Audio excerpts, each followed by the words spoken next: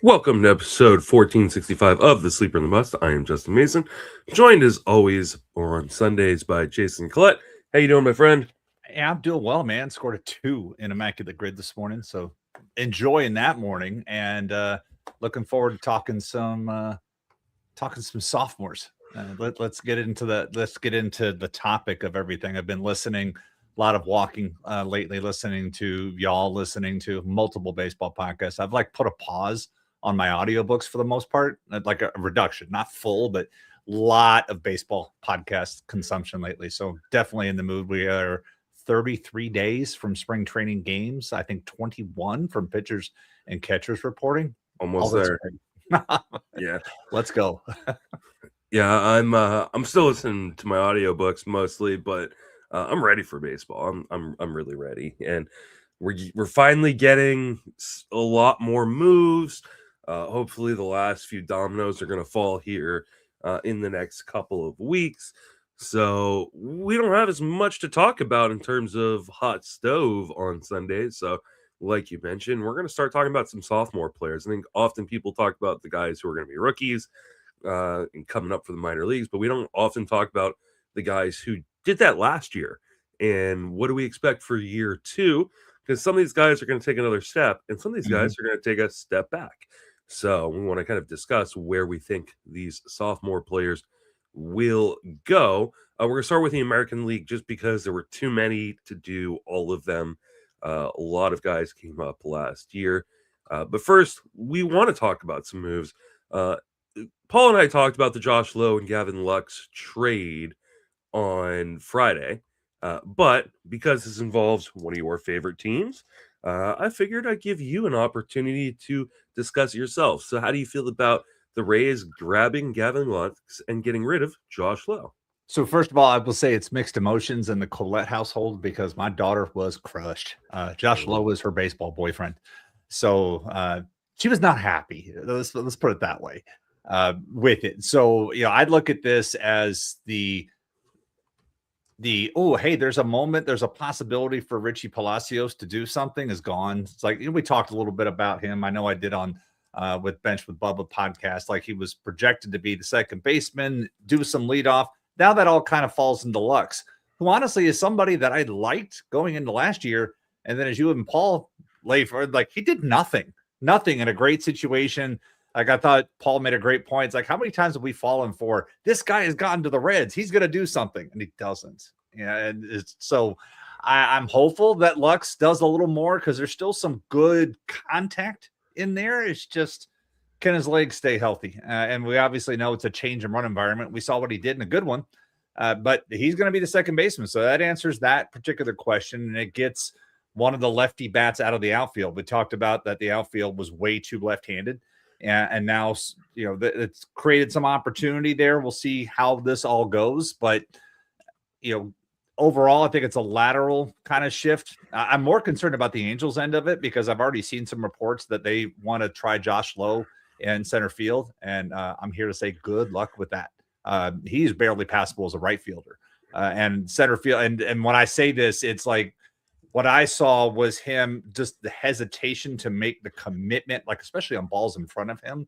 He was very hesitant to do that. For somebody with all the athleticism and runs like a gazelle, it just, no, the center field thing's not going to work out. So I'm a little fearful of that in that regard. But he should, if they're going to let him play every day out there, they may let him play every day. And he does still have the stolen base chops, which is why I took Josh Lowe in the reserves in the DC 50 that I did, because at the end of the day, he still has that skill. We've seen what he can do over the course of a full season when he stays healthy, which has been a challenge for him. But then Anaheim, the land of opportunity, this team is going to be a pest, but they're not going to contend. They're just going to be, you can't go, that lineup still has some upside to it. Their pitching staff, not so much, but it's still going to be a pest to deal with. And I'm intrigued to see what's going to happen there. But the center field thing, if that happens, I could see that pulling down Lowe's overall numbers because we know the mental strain of the defense often comes to the plate with you.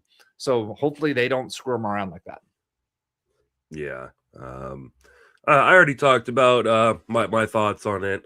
If you want to hear those, go back and listen to Friday's episode.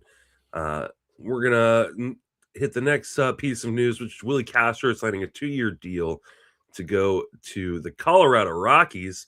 What are your thoughts on Castro heading to the Rockies? Sure, that definitely elevates his fantasy relevance for me, just because of the opportunity and taking advantage of being able to use Coors Field half the time just for spraying the ball around. I'm not looking for a big power spike. I'm just looking for the opportunity. That Castro has always been one of those guys. When you look at the end of it, you're like, okay, yeah, there's some speed. Let's see what can happen. This is the best type of landing spot for him. And that he'll be able to get him break into the lineup and just use the home park to his advantage. Again, not expecting a ton from him. I'm just trying to look over and see what projections have for him right now. They have him as double, but he's been double each of the past 2 years and just barely missed it in 2023. Overall, hopefully this works out a lot better than what was the Giant that went over recently and just flopped? There you go, Tyro Estrada. Hopefully this works out better in Tyro Estrada, but it certainly has some Estrada vibes to it because this is what Estrada was heading over there. That's literally what Paul said in our text thread. He's like, "Oh, look, they signed Tyro Estrada 2.0." I mean, Estrada, it didn't really work out mostly because he couldn't stay healthy, right? I really like this move for the Rockies and for him.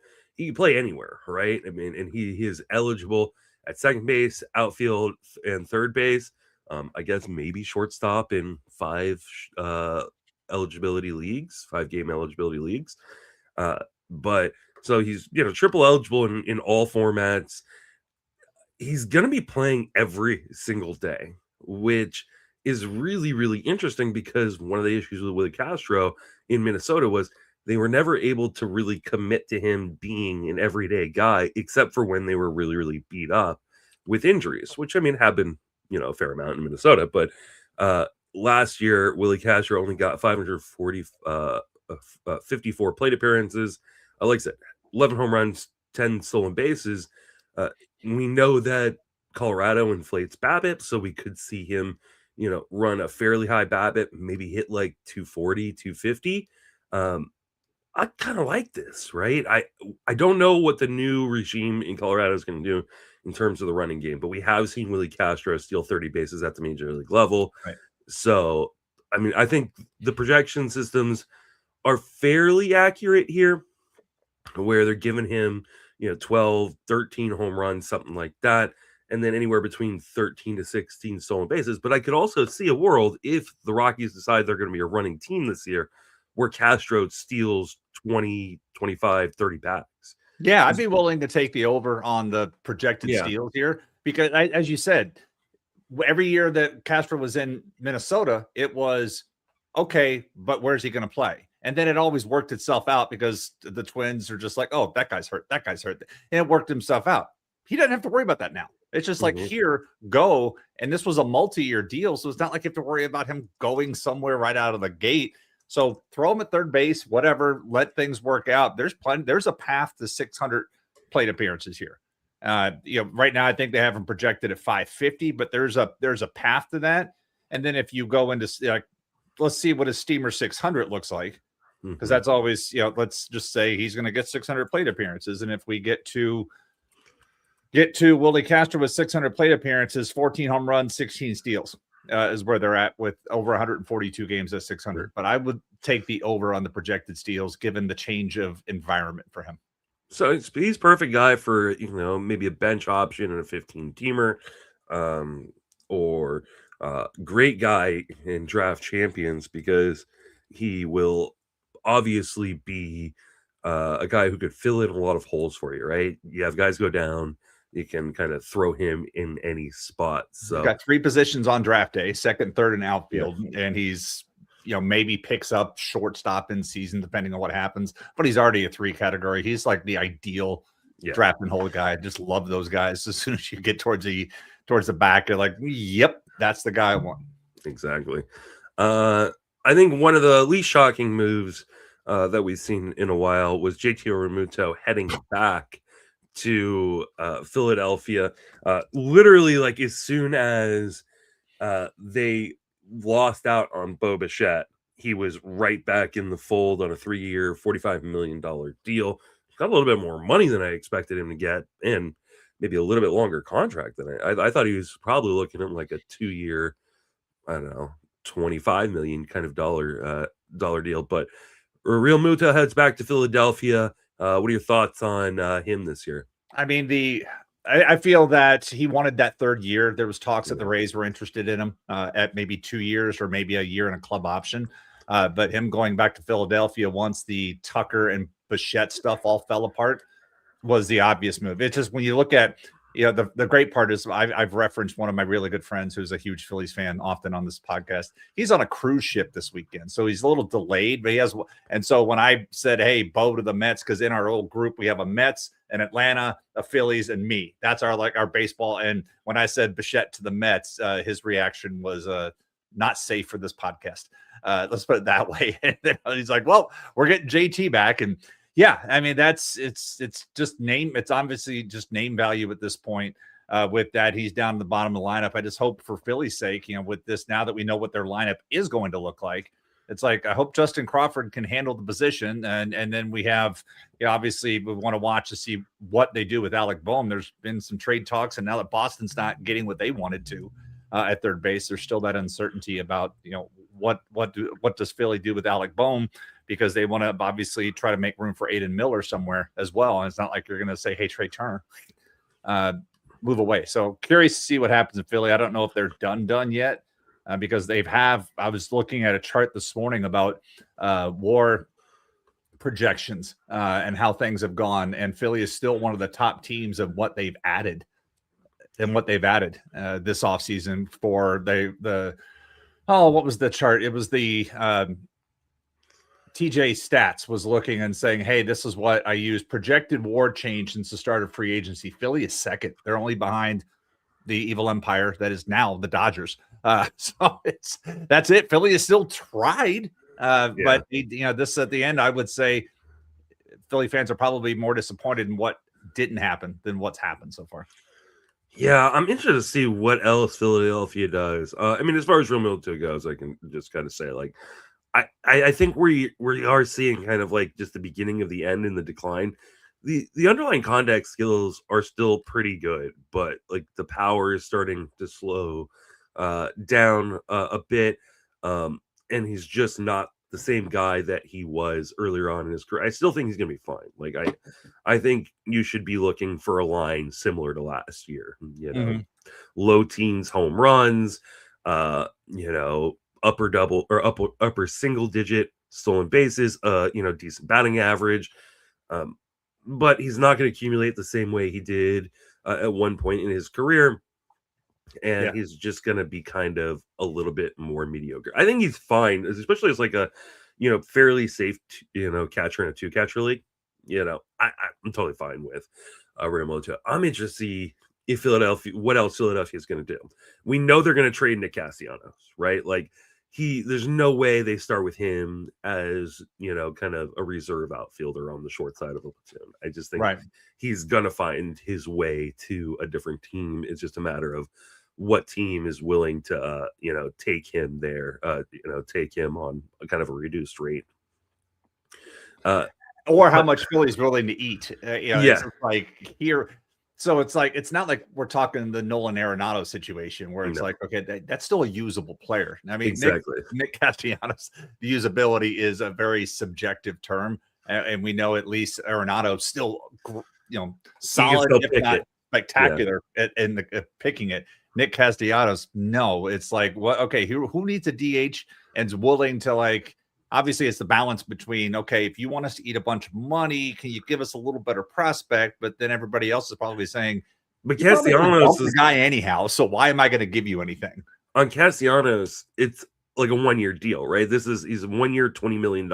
Like if the Phillies eat half of that, he becomes a $10 million player, like for 1 year. Like that's actually pretty affordable. And if you need an outfielder, quarter outfielder. So I'm sure he's going to find a spot, but you also mentioned Alec Boehm as a guy who's been mentioned in rumors.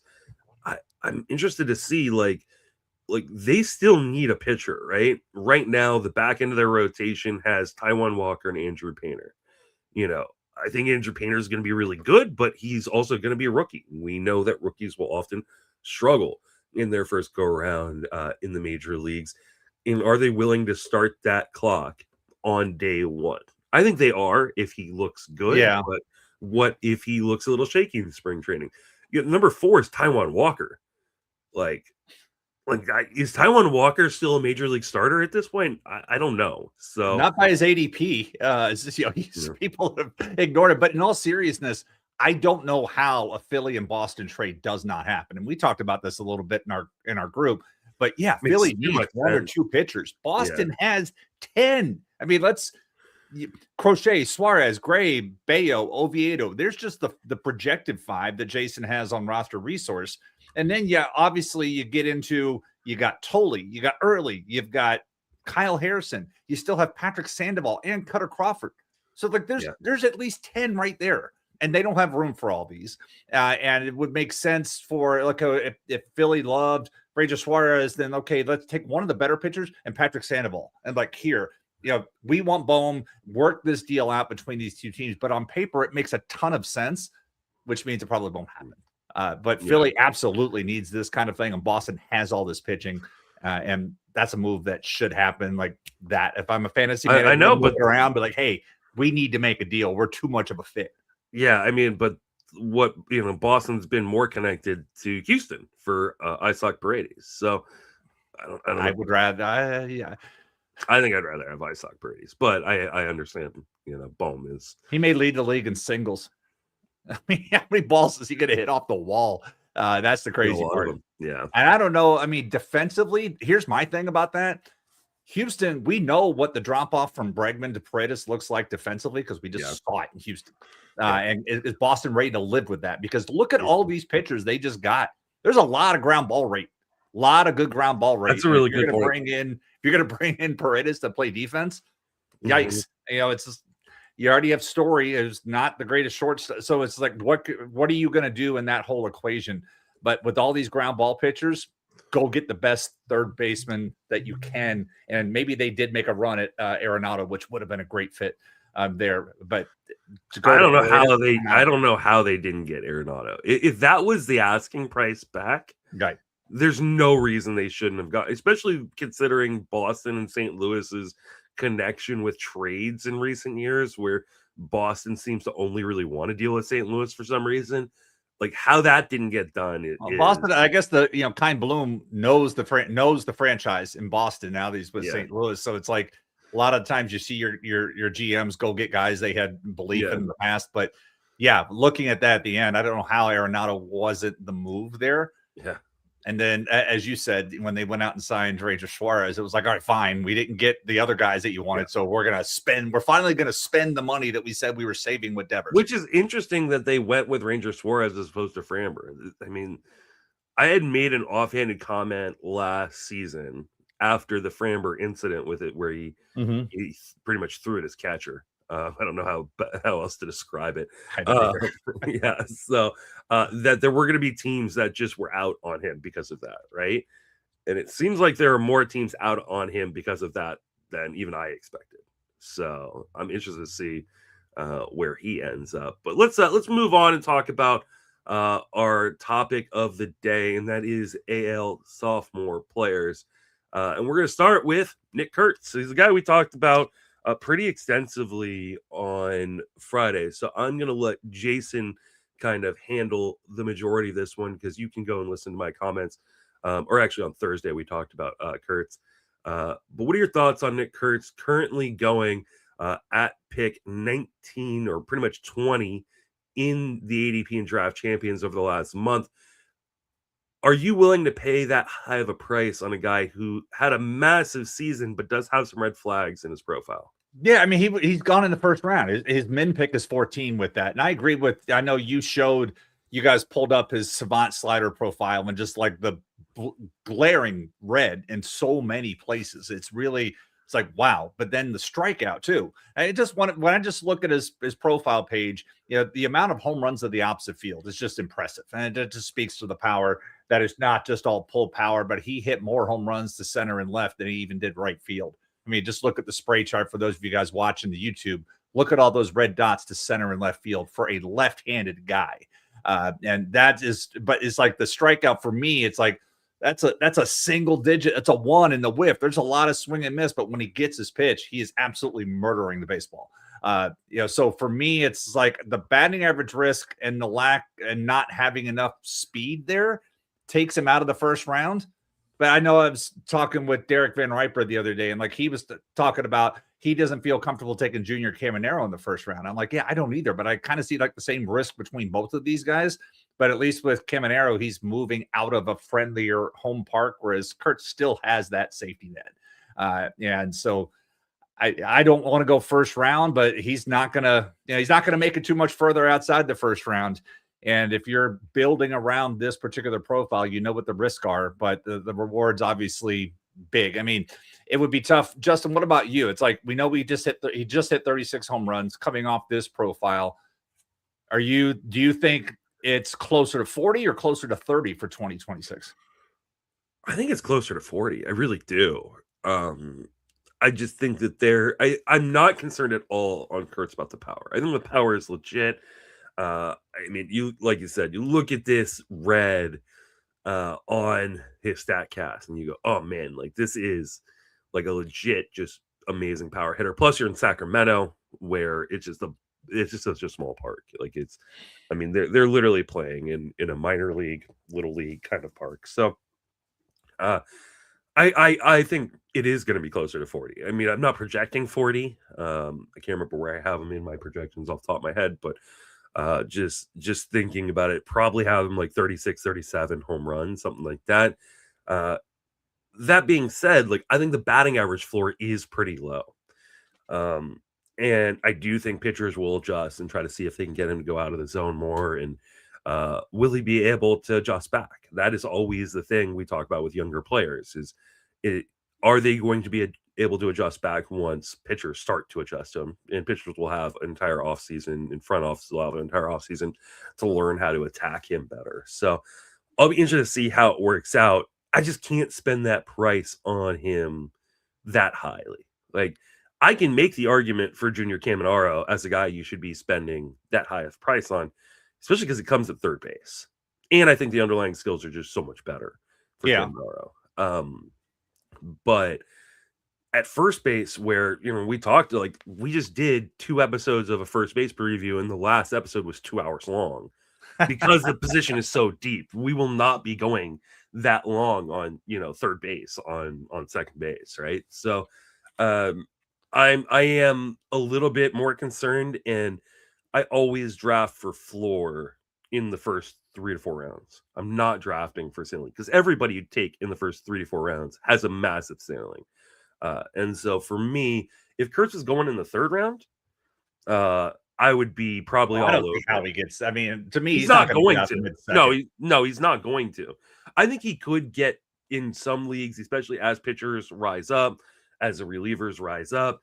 I think he will end up like in that middle to late 2nd round area for in some drafts, but there will also be drafts where he's taking on that 1-2 turn because people aren't going to have the opportunity to get him back with their next pick, and they really want him. And I understand it because it is massive power. I just don't know what the batting average is going to be.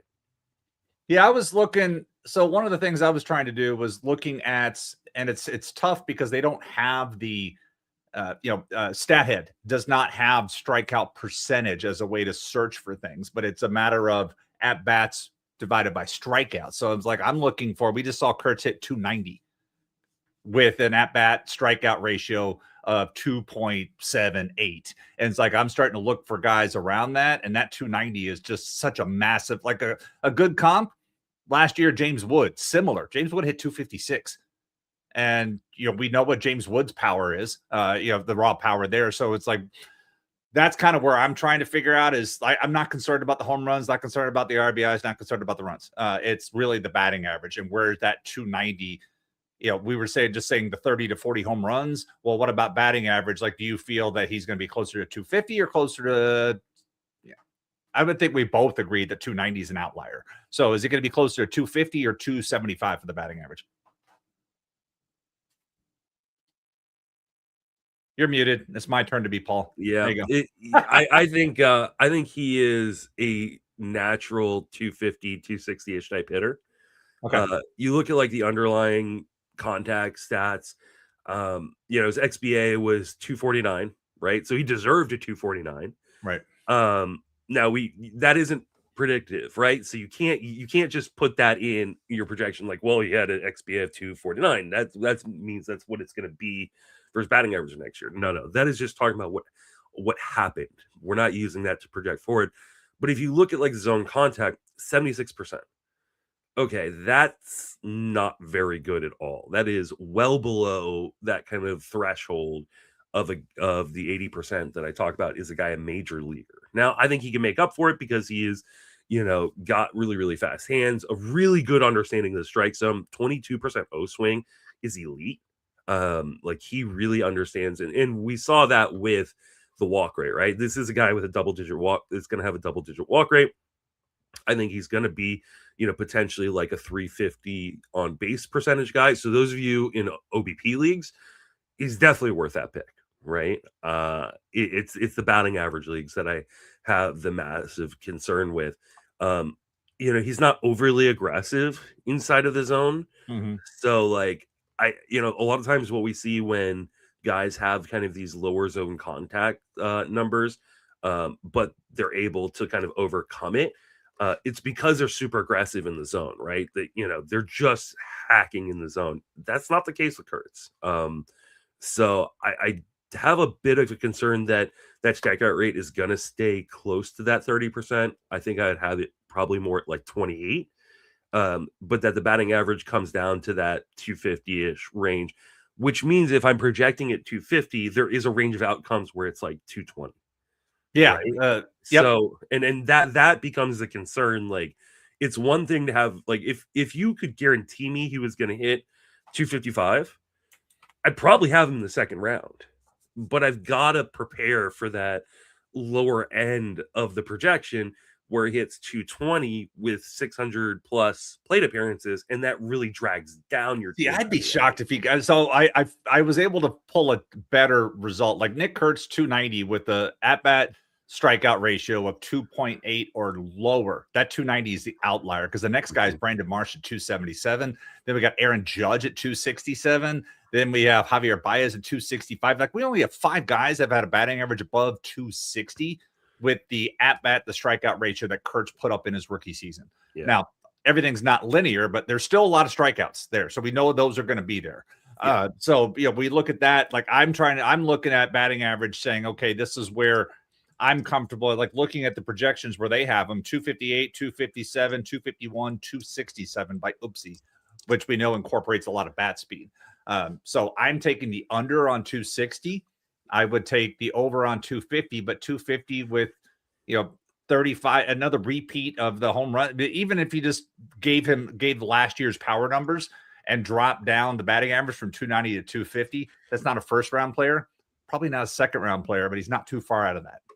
Yeah. Let's keep it moving, but stay on the same team, and that is Jacob Wilson, who before the Kurtz breakout and before his injury, he actually was looking like he was going to be rookie of the year in 2025. Like he was just amazing before that injury. Was still pretty good after. All he does is hit, right? There isn't a lot of power for Jacob Wilson. There isn't a lot of speed for Jacob Wilson, but this is a guy who's going to win a batting title at some point in his career, if not multiple, just because of the unreal contact skills that he has. Yeah. But it is fairly empty. Now, it helps that he's in Sacramento, though a lot of his power actually surprisingly came on the road. He had 6 road home runs versus 7 home runs. What are your thoughts on Jacob Wilson? Is he a guy you're targeting considering kind of some of the deficits, even though he's got some amazing bat to ball skills? Yeah, it would depend how I got to the rest of my how I got to that point. Like ADP right now, he's 178. He's gone as high as 134, but it would really depend where I got. Like if I had enough power, I'd absolutely be all over this profile. Love this, even though he's not running as much, even though he's not going to run as much. I love everything else that's here. The risk is very low. But like I said, there's not the power upside, probably not there. There's not going to be much more than what he put up last year. But if he can get to 600 plate appearances, that just moves everything else up a little bit. I just love this type of very, very low risk. The only risk you run here really is injury. Everything else is he's going to put the ball in play. Does he hit? Even if his average would drop 20 points, he's still 291. He's still going to be there, and he's going to play every day. I'm kind of surprised that he is honestly still this low on ADP. Just with when you look at what he could potentially do by volume. Even our depth charts has him at 609 plate appearances, 15 home runs, 70 plus runs and RBIs, and hitting 300. I mean, there's very little downside to this profile. Yeah, you just have to be able to make up for the lack of homers, the lack of stolen bases, because Wilson is not he's not a fast guy. Like if you're looking at a StatCast page with us on the YouTube, or bring it up if you're not watching this on YouTube, because it's such a fun little like profile. It's like it's either really, really red or really, really blue, right?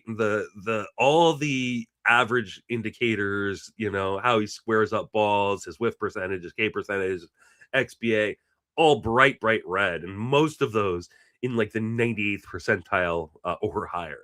And then everything else that has to do with power, bat speed, exit velocity, barrel percentage, hard hit percentage, they're all really, really blue, like super, super blue. Like this is not a guy who is going to help you in power.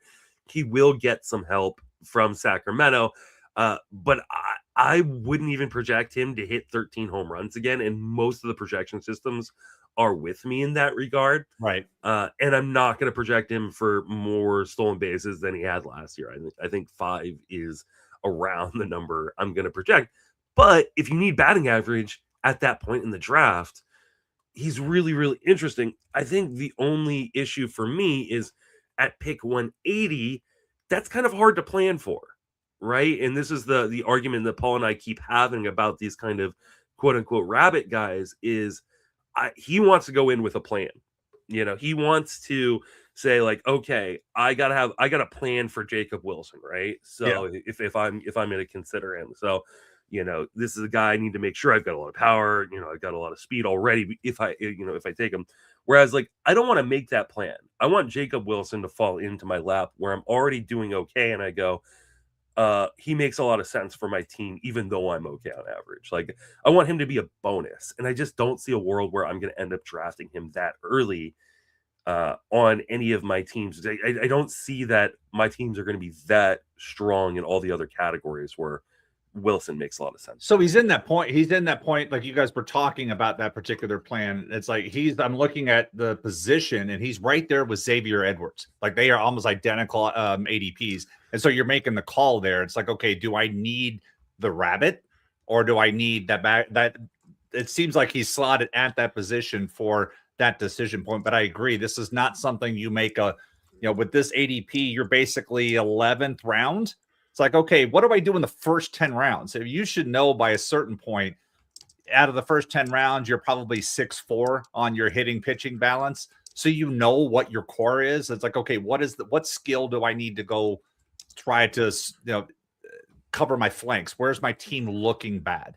And so maybe you get to this decision point. It's like speed or batting average.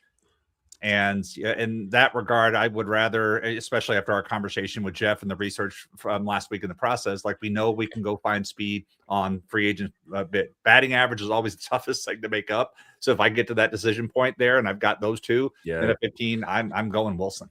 Yeah, I think like if I'm at a point where I get to pick 180 and I need batting average, I'm hurting for batting average, like that Wilson is pretty much an insta click, right? I'm hoping I'm not, if I'm in that position, I've made a mistake. Right. And that happens, right? It happens where you get a really good deal on Kurtz, you get a really good deal on, I'm trying to think of a lower batting average guy that like, you're like, but he gives me all the power, and speed. Could be Caminero. Caminero, like, like even like a guy like Pete Crow Armstrong, right? Like, Mhm. Pete Crow Armstrong hit for average at, one point during the season, but then in the second half, he really struggled with that, right? So like I can see builds where Wilson makes sense, but I also know that if I'm drafting Jacob Wilson, it's it's a it's a mistake maker upper. I That was terrible verbiage, but it's too early on a Sunday morning. At least I didn't call him Lassie. All right, let's keep it going and talk about like another guy who I think is really really interesting, especially in the context of this draft season. And it's Roman Anthony, um, who is coming off of a pretty decent debut in 2025, where he hit 8 home runs, 4 stolen bases, 292, 396, 463, and 303 plate appearances. But he's going fairly expensively right now. Yes, he is. Like he is going at pick 65 on average in NFBC draft champions over the last month. And it feels like everybody is now betting on what's to come. And it's less about like what he's already done and way more about what they think he could be. And if you look at the StatCast page, which I have up on the YouTube, Right. You can see why, right? Like he's not a qualified hitter, so it comes with this, these gridded bars, but it's all red. And I mean, this is obviously one of the top prospects in baseball coming into last season. He held his own fairly well in, ostensibly a half season's worth of plate appearances. Where are you at on Roman Anthony? Is this too high, or is this a guy you're willing to gamble on? It's too high for me. Take the old meme, the rent is too damn high, whatever that guy, I forgot his name, but apply that here. This is crazy high. I mean, for me, as one of the things, I mean, I get it. Looking at the profile, you see all this red, you're like, yeah, and I'm wondering how much of this is the Boston tax and the fact that Anthony is projected to hit at the top of the lineup and do all this. But one of the things that stood out to me when looking at him is if you go to his Savant profile page and go to the rolling breakdown. So Justin, while you have it up on screen, if you just go to the breakdowns area and then go to his rolling swing and miss. And this was something that really stood out to me is just keep going down a little higher.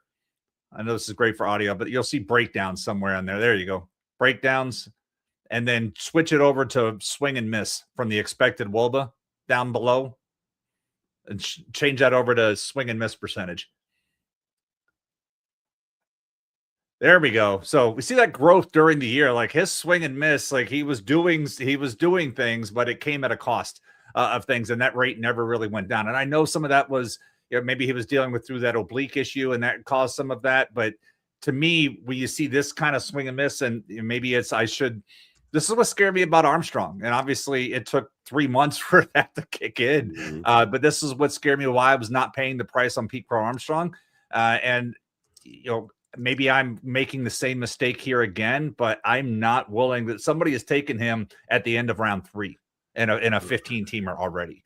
That to me is a high risk profile when I can look down the chart and see other guys that are less risky that I know I can count on some more volume for, that I don't have to reach all the way into the 3rd or 4th round to get this. I mean, because you mentioned earlier, you're not getting upside of the first 5 rounds, but to reach up this high for this guy, to me, just gives me pause. More power to you if it doesn't, but for me, this is too high.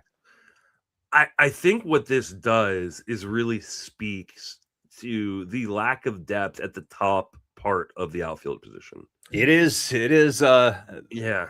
And it is eye-opening to see what the outfield position looks like this year. Yeah, there's some really amazing talent. Obviously, you've got 6 guys in the first round, right? 6 guys who've got an ADP of 14 or lower in Judge, Soto, Acuna, Carroll, J-Rod, and Tatis. And Tucker's going to get up there, right? So we can add probably a 7th guy that, as the ADP starts to catch up. Yeah. With the move that just happened with Tucker signing with the Dodgers, like he is going to jump up into that first round.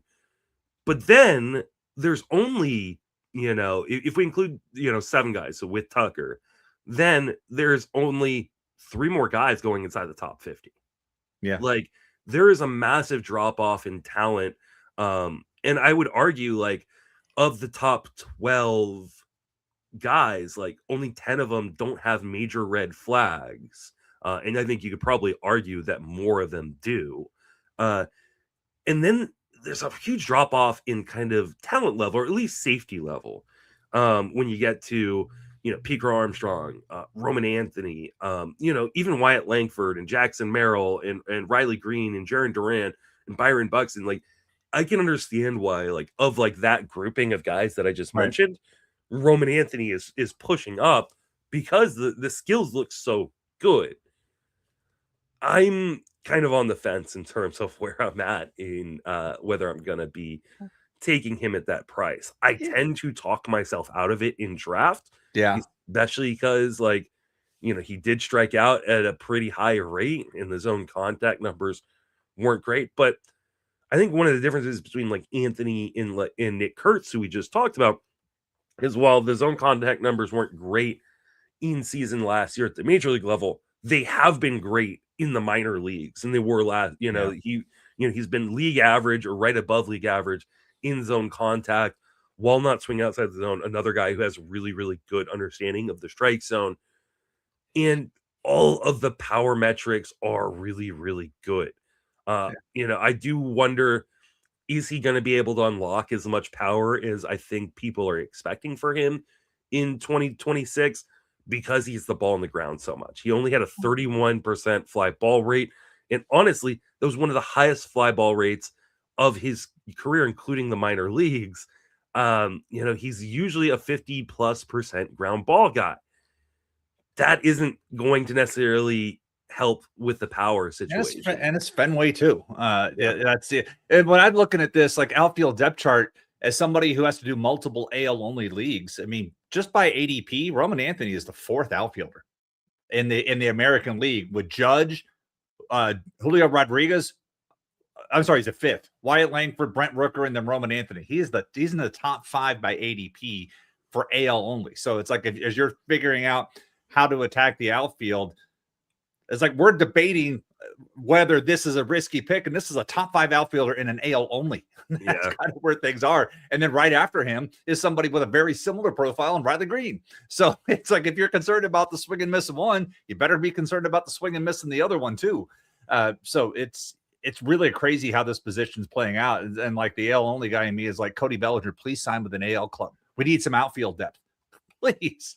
I do wonder what his ADP is going to be in like Yahoo and ESPN and stuff like that. For those who, obviously most people don't play NFBC, and I think NFBC players always kind of bet on the comp, right? They're always going to be higher on these guys than other markets will be. We see this all the time. Like when a top tier prospect, we hear like, oh, they're going to debut at the start of the season. They always end up going in like the second, third, fourth rounds. Like, and that doesn't happen in Yahoo. That doesn't happen in ESPN, right? And so maybe in those formats, you'll get a better price and he'll be much more interesting in terms of, getting, because you're giving up a lot of value taking him in the fourth round. Like there isn't as much you can profit from, right? As opposed to getting him in the 8th, 9th round.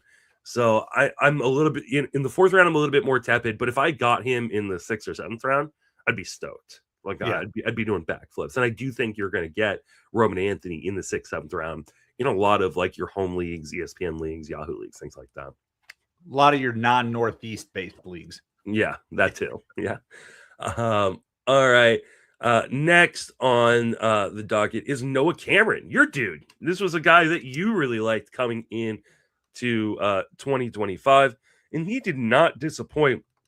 So talk to me about your boy Noah Cameron. Yeah, so I would say this. He was my boy coming into 2025 because of his market price. Like his ADP was in the low 600s. I want to say it was like 690. This year, he's not 690. This year his ADP is pushed up. And if you can see, I shared the screen just now. I don't know if you can throw it up. One of the things I looked at. So I took this spreadsheet and I said, okay, look, find me all the pitchers. And let me make this a little larger so it's not such an eye strain on everybody. here we are. Let's, find me all the pitchers, because as much as I like Noah Cameron, and the reason why I loved him last year was because Kansas City had an inordinate amount of pitching health. And we talked about this with Jeff last week. And I was like, okay, somebody's going to get hurt on this team. Who's next on the 40-man roster? It was Cameron. He was on the 40. I was assuming an injury in Kansas City, because it just you can't have that kind of pitching health. And he came up, and I took him in DCs very late, just because I liked what was on the table. And I took him in multiple reserves and AL only, and it paid out. But at the end, we're still talking about a guy with a sub 13% strikeout minus walk ratio. So then trying to look through and look from some of the lessons that we learned from Jeff about, okay, breakout pitchers. Like, if you'll remember from the process, it talks about breakout pitchers should be somebody with at least a strikeout per 9 of 8 and a fastball of 93 and a secondary pitch they use 15% of the time. That's one of the indicators they came up with. Well, Noah Cameron only meets one of those requirements. He doesn't have the strikeout rate, doesn't have the fastball velocity. And then if you look, I just said, look, show me the number of pitches by Stuff Plus that are at least 100. But remember, this varies by pitch. Like a changeup at 100 is better than a slider at 100. Like, Eno's talked about the different grades, how the slider, the average grade of a certain pitch. But just by this math and using the numbers, we have 2 pitches that grade out as average for a guy with sub fastballs. But look at all the other names around him right now with similar stuff, location, similar stuff grades. But then if I come over here and unhide this particular column, Noah Cameron's going almost 100 picks before any of these other guys to me. And this is why I don't want to part Noah Cameron at this price, because, I can sit around and wait for Colin Ray, even though he doesn't have a job. I mean, Milwaukee's trying to get him out of the rotation, but these are almost identical pitchers by their outcomes and by stuff they can control with some stuff. And so to me, as much as I like Cameron last year, I am out this year on this price because of the way these particular, and this was just last year's group. And I was looking at, show me all the pitchers for the last 4 years. And like Framber Valdez is the best case scenario. Framber Valdez, if you look back at 2021, similar numbers to Noah Cameron, but then 2022 took that step forward. But Valdez had that really great curveball. He had 2 pitches that he could lean on, and Cameron just doesn't have that. So it's like Framber Valdez is the best case scenario, but there's a lot of other guys out here that scare me. So, for a guy jumping up 400 spots from his ADP last year, and if you go back and look at the breakdown of go back to his profile page, look at his breakdown, see where some of that swing and miss. Cameron had a lot of front-loaded success as somebody who had him a lot last year. So I have too many concerns to be paying this price on the market, because based off skills, I can go get similar guys, and it's not going to cost me as much. Muted again.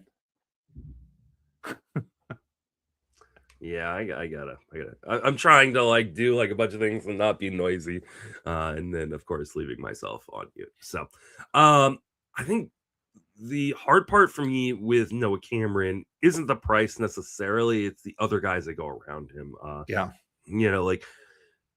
at pick 259, where he's been going over the last month. You're talking about a guy who's going around Bryce Miller. If Bryce Miller is healthy, that is a massive bargain on Bryce Miller. I'm not a big Casey Mize believer, but I know a lot of other people are. I am a big Ryan Nelson believer. Yes. He's going 263. Hurston Waldrop. Hurston Waldrop that I like. Yeah. Shane Smith is a guy we're going to talk about here. I like the upside on Shane Smith a little bit more. Do you believe that Sean Manaea is healthy this year? There's just so many really interesting guys in this spot. I don't see myself pulling the trigger, especially if I need something like strikeouts, right? Right. That is, you're just not going to get them, from what we saw. Now, I want to say he did have higher strikeout numbers in the minor leagues, right? He was 28, 29% strikeout rate. Here. I mean, he was, again, Jeff had mentioned last week that he likes to go look for guys with 20% strikeout rates in the minors. And Cameron definitely had that, but we know from just watching him pitch that it was, based off anybody that can change speeds as well as he does was definitely there. But he was he was getting the results down there in AAA. You know, last year and AAA was brief, but 28.6% strikeout rate, 9.8% walk rate. The season before, larger, 29%. So he was getting the strikeout rates down in AAA. But like for me, it's just the elevation of the market price around the fact that he doesn't have the big, like he's got to, it's one of those recipes where he has to stay ahead and to be able to expand the strike zone and get people to do things. And when he has to come to the strike zone, he doesn't have the stuff to get the consistent swing and miss with that. And so when I try to find that, okay, show me other guys around that, and the fact that he's that much, he is his own tier of that pitching profile. I don't want the first guy off that tier. Give me I'll just go back to the pack. Now, what I will say about Noah Cameron is, you know, while all the hitters in Kansas City are going to jump up after the reports of the wall being moved and lowered, I wonder if Noah Cameron's a guy whose value could crater, right? Where people are less likely. And if that's the case, I'll buy in, right? Like if he starts dropping into like the 340 range, something like that, the 330, like at 330, you've got Jonathan, who probably doesn't have a job. You've got Brady Singer, who actually is. I would take Brady Singer. Yeah, that's a massive bargain there. Yeah, that's a massive bargain on Brady Singer. But like Jose Soriano, like we know what Jose Soriano is. I'll take Noah Cameron in that kind of, like he starts dropping in that area, like Cade Cavalli, like I think I'm okay taking the gamble there, because I do think that these kind of profiles get overlooked a little bit at times. And so I would be interested to see, like, if he drops tremendously over the next month in the ADP, I may be willing to kind of come back and say, oh no, I'm back in on Noah Cameron. So he's at 260 now. Mm-hmm. And so if we go by 15 rounds, so that puts, if he drops 2 rounds, that puts him at 290, and that puts him around. Are you banking on Garrett Cole pitching before Mother's Day? Yeah. Reese Olson, are you banking he can even hit a triple-digit innings total this year? Bailey Ober, really? How's Bailey Ober still this high? But it's like, so it's so like, the problem is the guys going the next tier down, like, are Zebby Matthews, who I know you're still in love with. And that's what I was going to pose the question. Okay, yeah. So if he drops 2.5, if Cameron and Zebby Matthews are still sitting there, which one are you taking? Depends on what I need. I mean, like, if I feel like my ratios are really safe, and they should be, and they need some strikeouts, I'm taking Zebby Matthews, right? The upside is so great. But and that's kind of where I was getting at, is like, yes, both guys pitched in the majors, and Cameron did what Matt. I mean, I'm going to take Parker Messick over him, that too. Like 100 times out of 100. Like there's just like pretty sure Parker Messick's on. I like the name. That's the problem. I like the names in that. Yeah, in 300 rate. I'm looking through. I'm like, Ryan Weathers now is with the Yankees. Grayson Rodriguez on a rebounds. Like I can make a case for a lot of guys, but I can't. I really, and if you're a listener, I'm sorry, I can't make the case for the guy that took Cameron at 206. I don't know what that thought was. I can't. Well, but like, I think so. That's like obviously you can't take him at 206, but 311, even 311, like it is around those guys we were just talking about. So like, he's gonna have to drop, and maybe he doesn't drop as far as I think he could. So we'll have to see though. All right.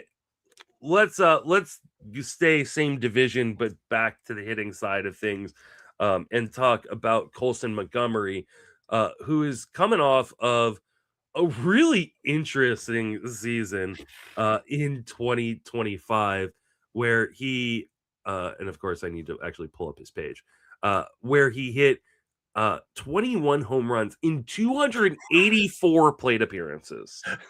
Now he did hit 239, 311, 529, but like there is obviously some pretty big power on display for here.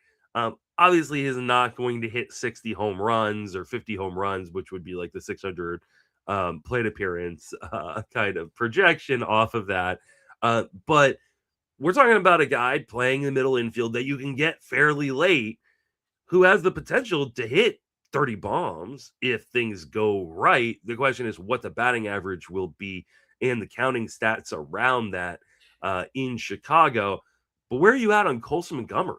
Man, he hit 32 home runs between the minors and the majors last year. And I remember when he got called up, we were talking on this podcast, and I basically was like, I just don't see it. But I want to say why I didn't see it. It's like I'm looking at his minor league numbers, AAA. So I got to see Colson Montgomery play a ton here in Charlotte. Over 814 plate appearances, he hit 215 and struck out 246 times. Like, he was swing and miss a bunch. I never saw this coming. But the only thing you could look back at it, Chicago, land of opportunity. If you could do something, you'll have the opportunity. And Montgomery certainly did something. He had 21 home runs in 71 games. Just something he had. His previous season high was 18. And he had done that in 2024 here in Charlotte, which is a very friendly offensive environment for that. So when he did this, I was wrong on the call up, but I still can't ignore the fact he had 215 over 800 something plate appearances. And then you see what he did last year. And even with all that power, he's still hitting 239. I'm very curious to see how this plays out as the league gets a full run at him to see what's possible. But honestly, I felt like this was the best case outcome. And then you look at the projection systems, and they're not looking at much of a step forward. The home runs go anywhere from 21 to 27. The batting average takes a 10 to 15 point tumble. I mean, hopefully that's like best case scenario there, and he should still have plenty of chance to do what he needs to do there. But the batting average risk is real. Yeah. And that is the big kind of concern, is like, what will the batting average be? Like, this is not a guy who is expected to make a lot of contact. 82% zone contact is, good amount below league average, though above that 80% threshold. And I want to point out, like, he was 88% zone contact in AAA last year, 84%, which is just below league average in 2024. So, like, I do think there is a lot of downside in the batting average, but I think I would kind of project him to be what he was last year, which is like a 235 to 240 hitter with kind of a boatload of home runs. Obviously, again, not projecting 50 home runs, but I could definitely see a world in which, he hits 30 and the White Sox are better offensively, and he's like an 85 guy. He plays pretty good defense, and it's the White Sox. They're going to give him an opportunity to just play. Like, he is going to, as long as he's healthy, Colson Montgomery is going to be manning shortstop in Chicago this year. And like we always talk about, like, it is much harder to find power as you get past pick 200 in the drafts. And he's 236 right now. And this is kind of shortstop off the board. So I mean, it's I don't know. He's priced kind of appropriately given the depth at the position. And there are a couple of multi-qualifiers in his way, but even if you take away the multi-qualifiers, he's 20th at shortstop. And when you get to like MI, because I definitely want to talk about him as a middle infielder as opposed to just a shortstop, right? Because at this point in the draft, you've more than likely filled your second and your shortstop positions, right? This year, I hope so. I would definitely hope so. And he's kind of like in a pick your own poison kind of tier, right? Like, I think Gleyber Torres is probably going too low at 243, but Gleyber Torres, Marcus Semien, Brett Beatty, Ha-Seong Kim, Mason Wynn, like, these are guys that have interesting profiles and some upside, but a lot of downside too, that we've often seen with these guys over the course of last year. So, like, I don't think like this is a bad spot for him. And honestly, he probably has the most power potential of anybody going in this spot or later. So like, if you need power and you've got an open MI spot there, and especially if you're good with batting average at that point in the draft, like, I think this is like the perfect guy to pair with Jacob Wilson, right? Like, you picked Jacob Wilson before, now you have the ability to go get a Colson Montgomery. I mean, I think it kind of speaks volumes where the market's looking at him. The fact that Connor Griffin, I mean, I'm not trying to slight him in any particular way, but he's going 40 picks ahead of what where Montgomery is right now. And if you're, if who knows what Pittsburgh is going to do? I mean, Connor Griffin obviously had a phenomenal minor league season and whatnot, but he is still a guy that has not had 100 plate appearances above A ball with that. Whereas Montgomery, we at least saw what he can do with major league pitching, and he's going to have the opportunity from day one. And we can't say that for Griffin. Yeah, and that's the thing for me with Griffin and the discussion that Paul and I and Joe are probably going to have on him when we get to the shortstop preview is I think Connor Griffin obviously is an elite prospect. He's the number one prospect in baseball for a reason, right? However, he's 19 years old. He's on the Pirates. Like, if he was on a different team, if he's on the Phillies, I'm like, okay, Connor Griffin really does have a shot to be up day one and make a massive impact.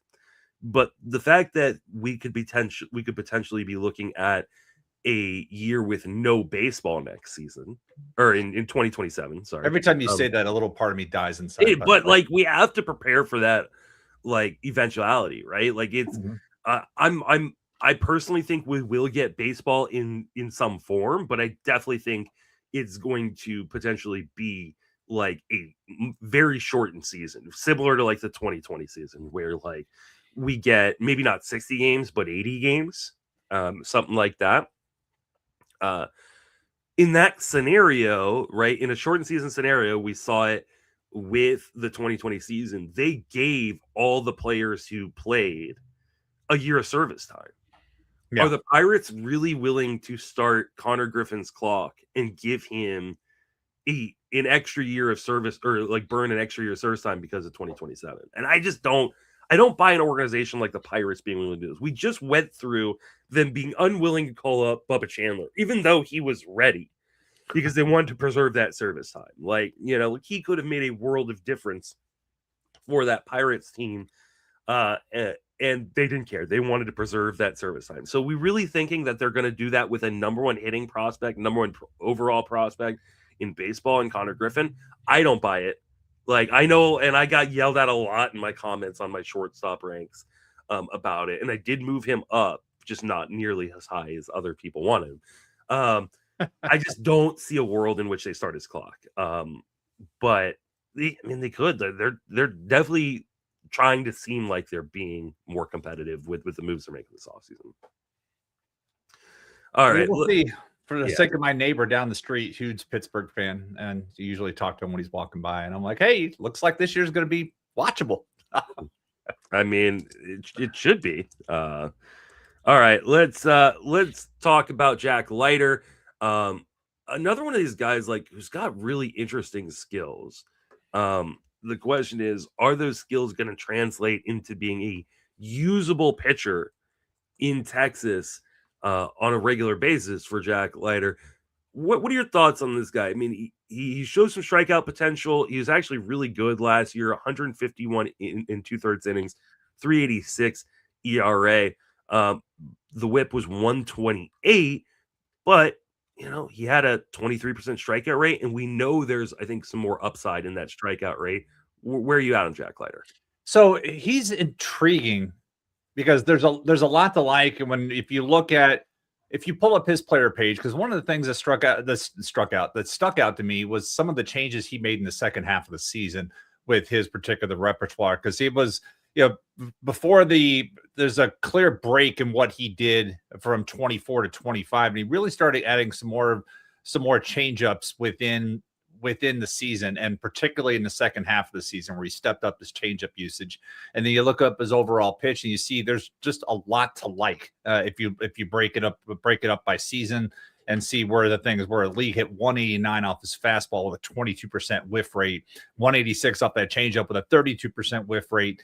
The plus the stuff 107 stuff plus 100 pitching plus. There's a lot of things that I typically like to look for in pitchers here that just jump off the page for me.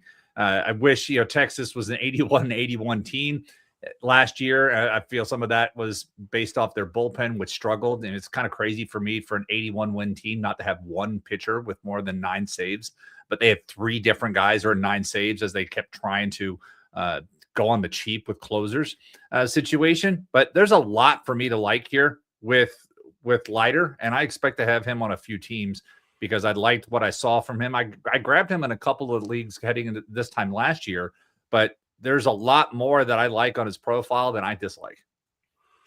Yeah, I mean, I think there's some pretty good stuff here. I think for me, the real concerns are like you look at the stuff plus, and it's an overall 107 stuff plus number. You And love to see. multiple triple digit grades by Yeah. pitch too. Yep, exactly. The fastball, the slider, the changeup, all over 100. The question is, it's going to be the location, right? Location plus is 91. Um, and is he going to struggle? He has a double digit walk rate. Is he going to struggle with command and control? And I think that's always going to be kind of the hiccup on a guy like Jack Leiter. I'm willing to take a gamble here. Leiter is currently and of course I'm sorted by MI still. Leiter is do you have his ADP? Because I'm not. I do. It's on It's on the sheet that I could be looking at. 240, 242 currently. And again, like that kind of puts him in that tier of guys that we were just talking about, like, and actually just a tad bit above Noah Cameron and some of those other guys we were talking about. And so I haven't found myself taking him. He's going literally like right in front of Shane McClanahan. Like, and I would rather have Leiter all day long over McClanahan because of the health. Yeah, I mean, the fact that Leiter is going to pitch, I'm still a little, McClanahan, when's the last time he threw a pitch? Unfortunately, I got news yesterday. His father passed away too. Oh, God. McClanahan's dead with things. So it's like he obviously already had the motivation to get back on the mound, but I would still take Leiter all day long over McClanahan just because of that uncertainty about what his elbow really is and isn't at this point. Yeah, I mean, he's actually going like right at the beginning of an injury tier, which is interesting. McClanahan, Musgrove, Bryce Miller, guys like Zach Gallen going ahead of him, Merrill Kelly, Matthew Boyd. I think for me in a 10 or a 12 team league, I'm really in on Leiter because I know I can drop him and move on to another guy fairly quickly if it doesn't work. But we know that Park, really, really helps pitchers. And I want to kind of just bet on the upside a little bit here, especially in my shallower format leagues, because I do think there is a world in which he's like a 29% strikeout guy. And if he can keep those walks in check at all, if he can just, pound the zone a little bit more, I think that we're looking at a guy who could be that could really take a jump into a tier or two higher. And that's what we're gambling on. So I would say this, and this obviously going to get used against me at a draft table. Yes. I'm looking at Jack Leiter. He's 93rd overall at pitching. And I'm looking at him at 240 ADP. And then I look up the top of my window and I see Ranger Suarez at 170 and Shota Imanaga and Tanner Bybee and Shane Bieber all in the 170s. I'm putting Leiter. I could see a window of opportunity where Leiter is a top 75 overall pitcher this year. That's where I am. All right. I mean, I think that's even higher than I would think, but I mean, obviously top 75 because that includes relievers for people. Correct. So, but I'm looking at that window like those guys are all going in the 170s, and there's Leiter at 240. Like if I'm making that, I'm taking a chance and passing on that tier and hoping I can grab Leiter a few rounds later. Honestly, like especially if like I'm in an auction where like I can go, okay, those guys are going to go for 10, 11 bucks, something like that. I might just take, a few gambles on, guys like Messick, guys like Leiter later, as opposed to spending the 10, 11 bucks, spend the $5, $6, a few, a little bit later in an auction on guys like Leiter. I think that's where I may end up with Leiter more often, is where I'm like, okay, I'm going to spend a little bit more up top on the pitching and then miss out on some of the middle guys and really load up the rest of my pitching staff with some of these high upside guys that I really like, and Leiter and Messick being two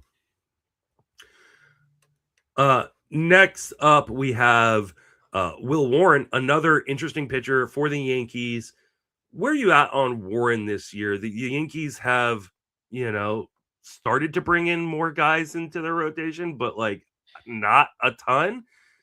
Do you think Warren is a guy who can stick in the rotation this year? And are you drafting him anywhere? I would be drafting him, especially at the current market price. I'm looking at 323, 126 pitcher off the board. I know they just brought in Ryan Weathers as well with that situation, but I liked what I saw from Will Warren last year. And you look at a lot of the same, I would make the same arguments about with Jack Leiter, with some of the grades on the stuff. It's just when you look at it, there's a lot of things that I like on that profile. And at this market price, if he's going to go down this low, just another, like you said earlier, with Parker Messick in this tier and whatnot, there are guys that I like in that 300 to 350 range. And this would be one of those guys based off team context and what he showed last year.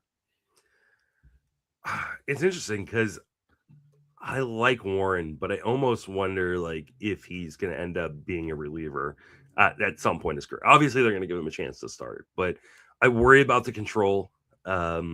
Especially worry about the command inside of Yankee Stadium. And as much as like when I watch him, I go, he's got pretty good stuff. His overall stuff plus is 100, right? That league average. Right. His overall location plus is league average. I do worry about him in that park. And I also worry about him being on the Yankees, not because the Yankees aren't great. I think the Yankees are going to be really, really good this year, but the Yankees will have a short leash on a guy like Warren. And I could definitely see them giving him the opportunity to start the season and have a couple early blowups and be out of the rotation the rest of the year. The funny thing with him was weird. Like I'm looking at home road splits year to year, whatever, but he actually pitched much better at Yankee Stadium than he pitched everywhere else. I mean, some guy by outcomes like 218 batting average compared to 285 on the road. His ERA was 2 runs higher on the road. I didn't look at the game log, but it's just kind of crazy where it is what it was. But he must have had a couple of particular blow-ups for that to happen. Yeah, giving up 8 earned runs to Toronto would hurt, and 7 to the Dodgers and 6 to the Red Sox. Yeah, that'll do it. The 7 and 1 1/3 versus the Dodgers. But I mean, to his credit, like in terms of a fantasy pitcher, right? Like you weren't starting him at the Dodgers. So like he had not earned enough credibility there, but over the summer, he didn't beat that. And now I'm talking myself into Will Warren. Because like how many of these guys who are, quote unquote sophomore guys have 162 major league innings in a season under their belt? Like he could conceivably throw 170, 180 if he sticks in the rotation all year. I think my biggest question is, will he stick in that rotation all season? And it's the Yankees. They're probably going, they're going to add Garrett Cole at some point. They may add another starter at the deadline. Shoot, I wouldn't be surprised if they were the team that lands Framber. Like they've got the money to go out and do it, right? If they are actually out on Bellinger, wouldn't the correct pivot be to Framber Valdez right now? Yeah, and then Austin Wells can give him a middle finger if he throws at him that. So. His blue middle finger. Gonna keep using that until Paul finally cries uncle. Yeah. So I mean, I think at the price it's fine. I may not end up with much Will Warren this year, but I am kind of talking myself. At the price, outside the 300, I like enough what I see to take that chance. Is he going to be a set it and forget it guy? No, but there's another one of these jumping in that market price. Another one of these guys who in 10 and 12 team leagues, I will definitely take the shot on, right? Because if he loses his spot, I drop him, I go pick someone else up. But like the upside is, pretty decent on a guy who had a 24% strikeout rate last year, has shown, strikeout rates as high as 32% in the minor leagues. Like I think this is actually and is built up, right? Some of these young rookie pitchers that we're going to be talking about throughout the offseason, like they're going to have a an innings limit of like 120 to 140. Yeah. Whereas that was one of the things I first, when I saw Warren, I was like, let me see. So he's made nice progression. Yeah. And that's one of the things I'm like, okay, I could rule that particular product. Cause usually when I see that rookie pitcher, it's the first thing I'm going to look at. How much did you work last year? Did we see? And especially if you faded in the second half type of situation, but I saw that he built his way up. So I'm fine. Yeah, I mean, he was actually, he got better as the season went on. He had a first half ERA of 4.63, a second half ERA of 4.16. Command and control again gonna potentially be the thing that hurts him, especially in Yankee Stadium. But like, if he can continue that kind of good running at Yankee Stadium, then I see no reason why Will Warren can't take another step forward here. Let's talk about a guy who I think is going to be extremely popular within the NFBC community, within fantasy baseball community as a whole, and that's Luke Keeschel. Now, like people are really excited about Keeschel. Missed a fair amount of time with injury last year, but is expected to be ready to start the season. Where are you at on Keeschel? So, I think he's already there for market. I'm looking at ADP. Yeah. Only Byron Buxton's being taken higher from the Minnesota team than Luke Keeschel, which is defensible, especially if you've been burned by the other guys. You look at the rest of their team, and you like. I mean, I still am gonna fall for Royce Lewis again. I can Charlie Brown Yeah, that one you and up, me both. yeah, but like you look at the rest of that team, you can understand a little bit why. But he's already he's eighth overall at second base. Yeah, Yeah, so Luke that's insane Keeschel's to me. and he's there. And you see what some of the other options there, but it's tough not to get excited about a guy because you saw what he did last year around the injuries because he got hurt almost immediately, but then came back and picked up where he left off. And he had hit when he was over in St. Paul. So it's just like all this guy's done is hit, and Minnesota is going to let him hit in the top of the lineup. So as long as Keeschel can stay healthy and avoid the freakish broken forearm from getting hit by pitch, was that exactly? I forgot exactly how I think he got hurt. Yeah, I think that was. But the numbers are correct. When you look at the projections, 10 to 12, 13 home runs, 20 to 25 stolen bases, batting average, oopsies, because again, bat speed, looking at 254, but he's up to 275 by the bat. So there's just a lot to like here in the fact that the projection systems have 550 to 560 plate appearances. Is baking in. I don't have a problem with this line score, and I can see why people are taking him. Now, somebody's gone as high as 106, which puts him in the early seventh round. I don't know what that team build was like. But overall, I liked what I saw here last year. Absolutely passed the eye test. And I love that the opportunity is there for him to gather as much playing time as humanly possible for him. And he's going to hit high in the lineup because of his plate skills. Yeah, I'm not as excited about Keeschel. Like, I see a guy who could be, I don't know, maybe like a Timu, Nico Horner, maybe a little bit more power, double-digit homers, but probably not, 15. So I think you're probably looking like 10 home runs, 11 home runs, something like that. And then speed, stolen bases like 20. Like that's fine. But when we're talking about a guy going ahead of Ozzy Albies, we're talking about a guy going ahead of Xavier Edwards, who's like the better version of this, right? Like yeah, Xavier Edwards has no power. But Keeschel doesn't have much power either. He in half a season he'll hit more home runs than Edwards will. Okay, but like we're talking about the difference of like 5 or 6 home runs, probably, right? Like I just don't see what everybody else is seeing. And I feel like it's a good hit tool. I'm not gonna, and I'm usually the hit tool guy, but I don't see why he's going at pick 150. I just feel like that's so high. I think this feels like, at least to me, has a lot more to do. Question to you: What do you feel better about, Jose Altuve at 126 or Luke Keeschel at 152? Jose Altuve at 126. See, I disagree. I have concerns about Altuve. I have concerns, and I'm not drafting Jose Altuve there, right? Like, and we're going to be doing the second base preview here this upcoming week with Joe and Paul. But you're going to hear me say like I'm passing on a lot of these guys, but that includes Luke Keeschel. Like, this is like prospect wish casting, and what is the difference between Luke Keeschel at pick 151 and Bryson Stott at pick 182? Yeah, in that Like, vacuum, I'd rather have Bryson Stott as well, because I like a lot what I see in Bryson Stott there. So I'm looking at this. I think Look this at has so much to do with like just the lack of depth at the position. Like the position sucks. Let's be honest. The It position does. is terrible. And I'll Um, make a prediction to say that either out of AL Tout or AL Labor, and I don't want to be the person that does this, but in one of those auctions, Luke Keishel's going to go for more than Jose Altuve. oh, for sure. Like this, if you're in an auction, you should be thrown in. And you're not a Luke Keeschel. Like, and I'm not saying he's gonna be bad. Like, I think he's gonna be fine. It's just the price for me. The price is just too damn high.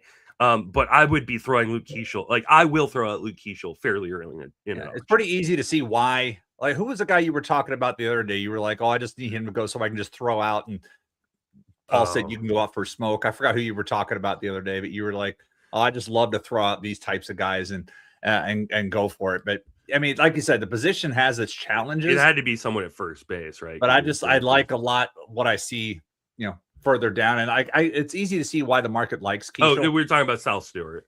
There you go. Yeah, that was it. So I understand why they like him too, right? Like the NFBC market to begin with is really high on young guys. He held his own really well in a really short sample. So I think everybody is kind of projected. Honestly, you know what this reminds me of? It reminds me of Jeremy Pena, right? Jeremy Pena had that great rookie season. Everybody got really excited about him. yeah, And then in year two, like he was fine, but he actually took a minor step back, and people like completely like got pissed off and took him off their board for the following year. I could see the exact same kind of path, a little bit different player, obviously, but where like people are really excited this year and they overdraft him based on like projecting massive growth that probably isn't going to happen. And then in 2027, he's a bargain. Unfortunately, 2027 will be short season, but I can definitely see like that kind of scenario play out with Keisha. I just don't see why everybody thinks like you look at like the underlying power metrics. It's a 31% hard hit percentage. It was 33% in triple A. It max exit velocity 109, average exit velocity 86. Barrel percentage of 5%. Like, where is the upside here? Like the XBA was 265. And I think that is probably more indicative of like where his true talent level is in terms of batting average. Like, so you're talking about a guy who's going to hit you 10 home runs, steal you 20 bases at 265, going, pretty much inside the top 150. It's too high. Yeah. I like I said, there's a lot to like, and you're hoping on the volume play with that, but you definitely lay out the risk as well, and to see where that goes. Yeah. Let's move over to Shane Smith, who was a Rule 5 pick, went really late, kind of, last couple rounds of 15 teamers, and pitched really well, especially at certain points of the season. Overall line was 146 and a third innings, a 381 ERA, a 120 whip. His strikeout rate was 23.5%. Their control problems, 9.5% walk rate, but the makings of, I think, a pretty good pitcher here. Where are you at on Shane Smith? That side kind of says it all. I mean, yes, the White Sox are better than they were 2 years ago, and I expect them to be a little better than they were last year.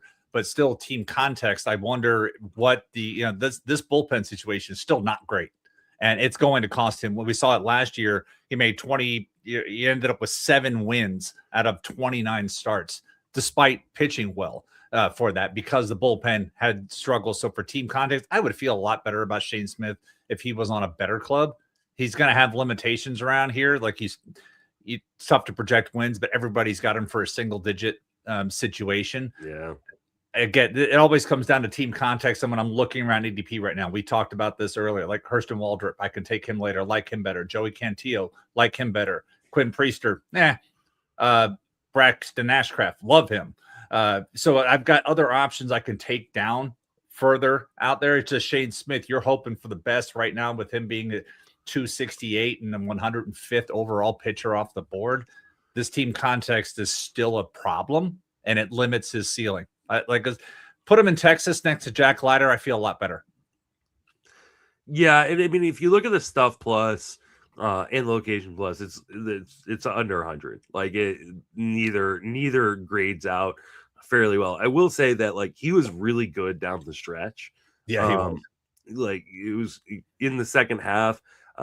Shane Smith had a 3.17 ERA and over a strikeout per inning, 64 strikeouts in 59 and 2/3. I do think that, I mean, he's not going to be that good. I think he's probably more of like a high threes, low fours pitcher with a decent strikeout rate. I think the biggest issue with Shane Smith is that team context. Like, I just don't think the White Sox are going to be fun to watch. They're going to be interesting. I don't think they're going to be good by any stretch of the imagination. I do think that this is, probably a 100 loss team again, or pretty close to it. Maybe they're more like in this, 71 and 91 type of record, but like that's a bad team. And so like I do think that the wins are going to be an issue for him.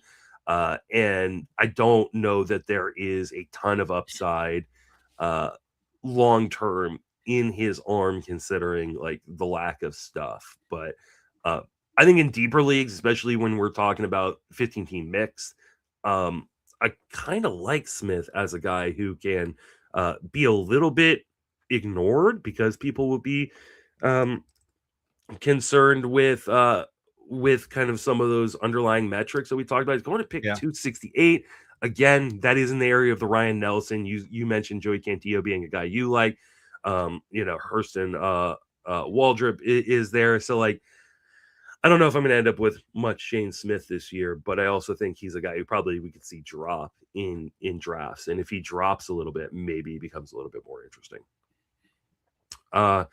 Let's talk about one of your guys, another Ray, and that is Chandler Simpson, who's an absolute speed demon, and we saw it with him stealing, I think, 44 bases last year in limited playing time. Looks like he's going to have an opportunity. Josh Lowe gone now, right? He's strong side of the platoon in Tampa. Where are you at on Chandler Simpson?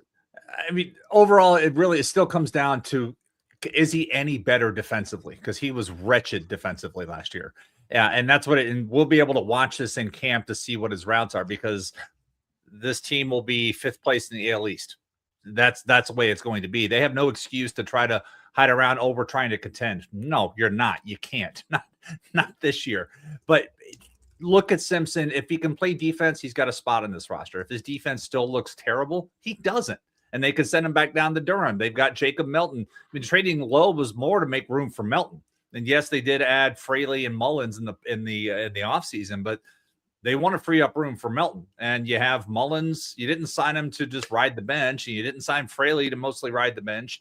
So left field is Simpson's if he can show that he can actually run the routes. We know he can't throw. I mean, that's just it. But his routes on baseballs were so poor. And then the addition of Gavin Lux takes out any rumors there was about Simpson playing second base like he did in college at Georgia Tech. So it all comes down to defense. But as you and Paul said on the earlier, when you were talking about this could go the Esteury Ruiz route, where like you never get those stolen bases because they're stuck in AAA because can't play defense. And that's really, we know what Simpson can do at the plate, and he made improvements throughout the season on that. But you've got, like I said, you've got Melton coming up. They still have Palacios on the roster as well, and they've got to make room for all these guys. And they're setting up Platoon City. You look at how Jason has the roster resource of Ryan Valady and Johnny DeLuca and Justin Henry Malloy. It's like they're setting this up for that. And I'm with you. I want to get to a point in the draft where I don't have to worry about taking Chandler Simpson, because if you get to that point, you're taking him. It's like, okay, I'm trying to address steals, and then if he gets sent down to Durham, you might as well have just taken somebody else at that point. And that's the thing. And this goes back to my argument with Paul about like how you should approach these guys. Like you can't really make a plan around Chandler Simpson, right? Because what happens if and when he does get sent back down to the minors, or maybe doesn't even make the opening day roster if he's really struggling defensively in spring training? Like you can't find 50 stolen bases on the wire in one spot. Like you can find stolen bases on the wire, right? It is much easier these days to find those stolen bases than it has been pretty much at any point, at least in the last 25 years in fantasy baseball. but can you find 50 at one spot? Like, where are you finding that? And so, like, if he is part of your team projection in terms of stolen bases, and you get, let's say you get 20, right, and Yeah. you were projecting 50, you're gonna have to find a guy who can steal 30, and that's really hard to do in any league off the wire. I just like I can take like I took Simpson in one of my gladiators. But it was mostly because he fell into my lap like almost like 80 or 90 picks past ADP. And my team was actually fine on stolen bases. I could use a little bit of a bump, but I wasn't looking for 50 stolen bases, right? Right. Yep. I want to get 15 or something like that or 20 from that spot. And anything else he gives me on top of that is just gonna help me boost up in the league. That's how you should be approaching a guy like Simpson. Do not rely upon him, because if you rely upon him, you are destined to be in some pain later on. Indeed. All right, let's talk about another former top prospect that, like, he hasn't lived up to quite the hype that he had, but like I do wonder on a guy like Jason Dominguez, like, it is it unfair to like care that much about the hype that he had around him coming up? Because if you look at his overall line, it's fine. 10 home runs, 23 stolen bases, and 429 player appearances, a triple slash of 257, 331, 388.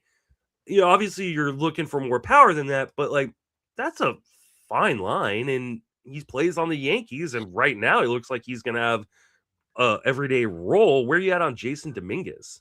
So I remember thinking of my DC 50. I was at a point, so I was in the 17th round, and I'm looking back at the board now, and I had Julio Rodriguez, Randy Arozarena, and Joe Adell as my outfield. So I've got batting average just locked down, right? So those are my three outfielders. But I got to the point that Dominguez was sitting there, and I'm looking at it, and I was like, you know what? I ended up going Bryson Stott in the 17th, and then I got Connolly early back in the 18th because I wanted another starter. This was, again, a month before Boston did all their other stuff with it. But I went with Stott instead. But I remember thinking long and hard, looking at that, saying, we know what Dominguez's talents are. And so I really, that was the decision point where I was looking at in a 12-teamer with the 17th round pick. I almost took him there, and I almost took him in the 18th. Now, knowing what we know now with what Boston's doing with their stuff, probably should have gone Dominguez instead of chasing Early's upside. But then what if Bellinger goes back to the Yankees somehow? Then where's Dominguez going to play? I mean, I don't know. Like, that's actually a good question. That's what I was looking at over here. It's like, can't DH. Yeah. Got the human statue there. So it's like if Bellinger goes back. I mean, I definitely think if Bellinger goes back, then he may be. Well, here's the thing. Like, oh man, I hate to say it, but like, does Bellinger play any first? Like, does Ben Rice lose some playing time? Like, I think Bellinger plays center mostly, right? Or left. Yeah, and I mean, I do think Bellinger goes back to New York. I think that is at this point with Dominguez. Like I said, his ADP is currently sitting just inside the top 200 at 199. Ooh.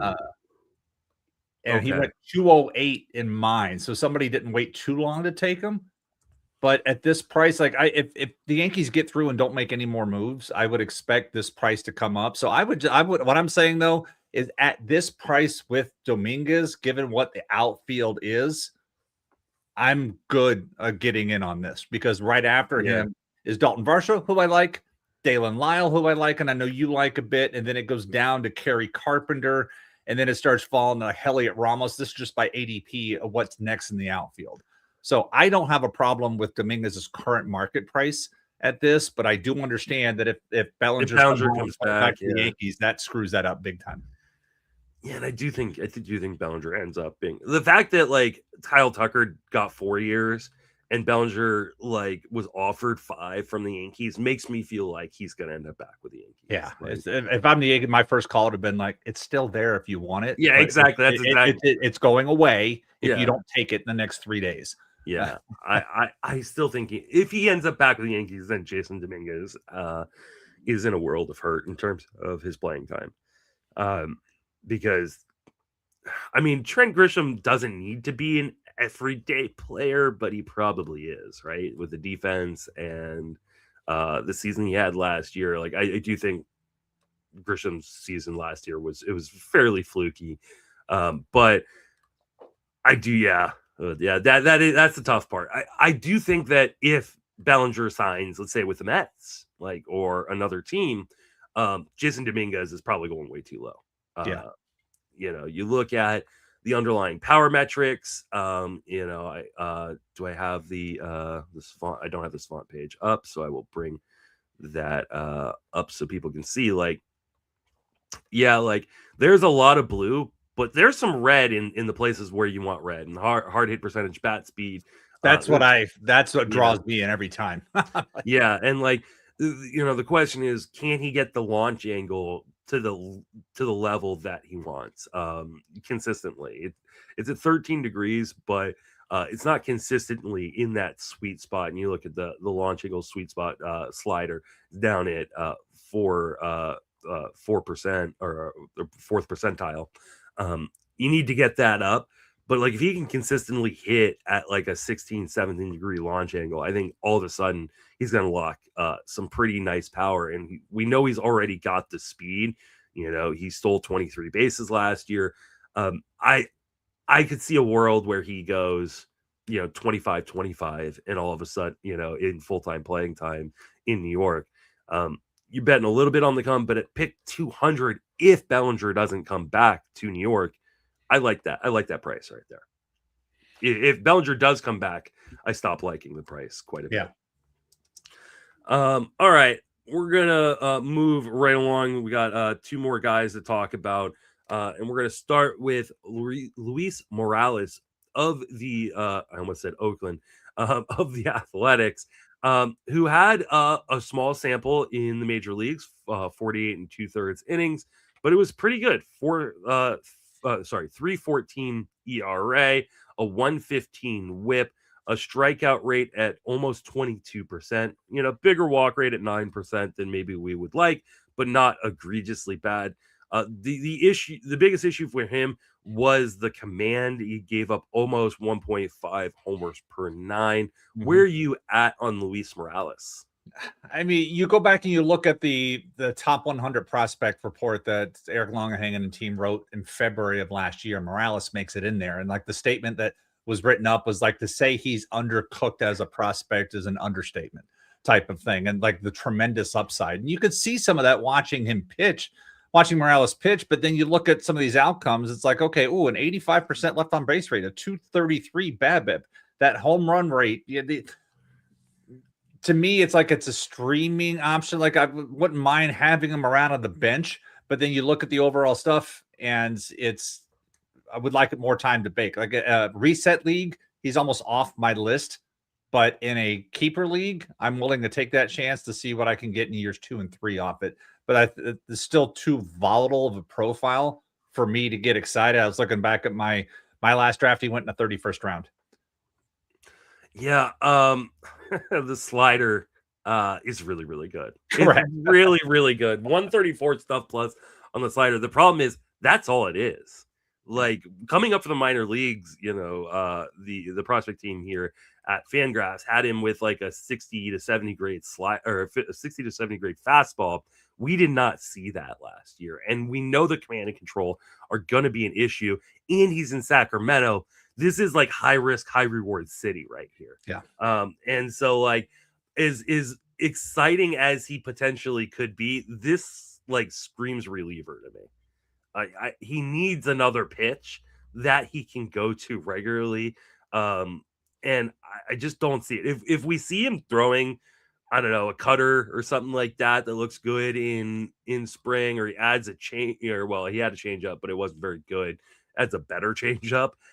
Maybe I'm a little bit more interested, but this screams reliever, and pitching in Sacramento just scares the crap out of me. So I'm staying away from Luis Morales.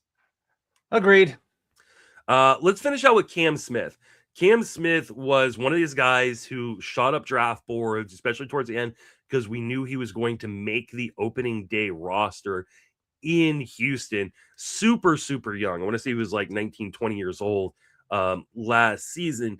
And like there's a lot of promise, but he hadn't had much time in the minor leagues because he had just been drafted. He struggled. He definitely struggled. And there are reports like, hey, he needs to actually kind of impress in spring training to have a roster spot. Where are you at on Cam Smith for this year? Yeah, he was actually 21 to start the season last year. But 21. how many at bats do you think that Cam Smith has had in AAA? Not very many. I don't know the number, but I know it wasn't a ton. It's zero. Okay, there you go. Zero. In fact, he's only had 20 plate appearances in the minors above A ball. And so to say, like we just said, that Luis Morales was described as being undercooked as an understatement as a prospect, you can almost make the same application here for Cam Smith. The fact that, yes, he had the collegiate pedigree, but he also only had 134 plate appearances before he's like, hey, here, by the way, we're going to use you as an opening day.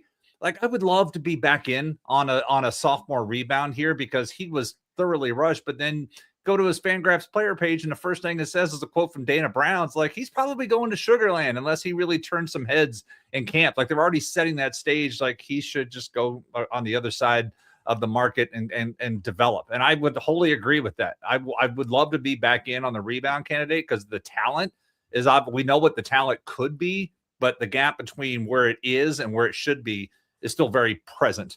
And it would not surprise me in the slightest if they decided, you know what, you're going to Sugarland and we're going to go through. But I mean, as you and Paul were talking about, as you were looking at the outfield depth charts, like who are some of these guys that are in the outfield? So the opportunity's there for him, but they could also, go sign somebody, make a trade, but nothing in that outfield should be blocking Cam Smith from an everyday job. But it's up to Cam Smith to show he's ready for it. And I don't know if that's possible at the moment. Yeah. I don't know if Zach Cole is a congressman from the 3rd District of Arkansas or the opening day left fielder projected currently on roster resource. Jake Meyers' defense. That yeah. belong. All right, so it's left field. In Jesus Sanchez, they traded for him. He's going to play, right? Yeah. Like, he's going to be on the strong side of the platoon. It's left field. And right now, roster resource has Zach Cole on the strong side of the platoon with Cam Smith. There is no world in which Cam Smith is up and on the short side of the platoon. If he is not going to be an everyday player in left field, he is in AAA. And I think that is the massive concern. And for those of you looking at the StatCast page that I've got up for him on the YouTube, you'd see like it is blue most of the place except for bat speed, right? Bat speed 84th percentile. Everything else is blue. I just don't think he was ready. Like, I do think that there is a really good player in a dynasty or a keeper league, especially if I'm not competing in 2026. Right. I'm trying to go get Cam Smith because I think he's going to go down to the minor leagues. I think he's going to get more seasoning and get ready in AAA and then come up maybe mid-season and be a force. But in most redraft formats, I don't think you draft that. Here's the bigger thing for me was the position change they were throwing on to him as well. He had never played the outfield. Yeah. And all of a sudden it's like, here you go. You're an outfielder. Because maybe he played in collegiate, but in the minors in 2024, he was only at third base. And they already had if they move Paredes. I guess they've got Correa playing third, huh? Oh.